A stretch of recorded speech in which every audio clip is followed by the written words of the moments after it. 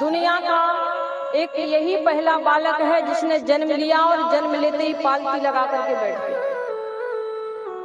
जन्म लेते ही पालकी लगा करके बैठ गया और चारों तरफ देख रहा है। तो लोगों ने पूछा कि ये क्या देखता है। गुरुदेव ने बताया कि ये उनको देख रहा है कि जिन सुदर्शनधारी ने गर्भ में आकर के मेरी रक्षा की वो तो इस संसार में कहीं दिखाई नहीं दे रहे। वो कहाँ छुप गए इस भीड़ में। निराश हो रहा है, उदास हो रहा है। इतने में द्वारकाधीश आ जाते हैं और आते हैं तो राजा परीक्षित जी को गोदी में लेते हैं, उसके सर पे हाथ रखते हैं और उसका नाम राजा परीक्षित रख देते हैं। अनंत आशीर्वाद किया और भगवान वहां से चले गए। पांडवों को कुछ दिन बाद पता चला कि द्वारकाधीश अपनी लीला समाप्त कर चले गए।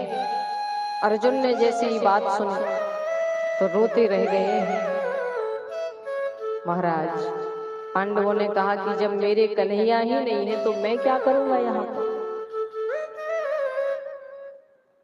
जिनका बचपन से ही सत्संग मिला है, जिनकी सन्निधि जीवन में हमें प्राप्त हुई है, और वही ना रहे तो हमारा इस दुनिया में रहने का, इस समय रहने का मतलब ही क्या।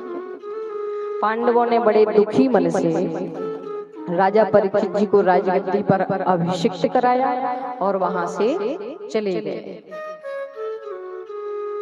लेकिन राजा परीक्षित जी छोटे हैं, अभी ज्यादा बड़े नहीं हैं, करीब 5 से 10 वर्ष के होंगे, ज्यादा बड़े नहीं हैं। अब उनको राज्य संभालने का क्या पता, कैसे राज्य कार्य को संभाला जाए।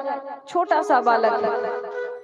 राजा परीक्षित जी को पांडवों ने समझाया कि बेटा, जीवन में 2-3 बातों का हमेशा याद रखना।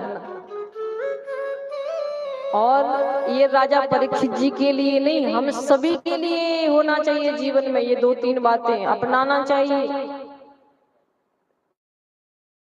कौन सी बात? बोले बेटा, पहली बात ये है कि आंखों के सामने कभी भी पाप होते हुए मत। अगर आपकी आंखों के सामने दुष्ट कर्म कर रहा है, कोई अत्याचार कर रहा है, कोई धर्म के विरुद्ध बात कर रहा है, कोई पाप कर रहा है, तो उसको आप रोकें, उसका सामना करें, उसका विरोध करें कि ऐसा नहीं होना चाहिए। अगर आप में शक्ति है तो अपना बल का भी परिचय दीजिए, अपनी बुद्धि का भी परिचय दीजिए और उस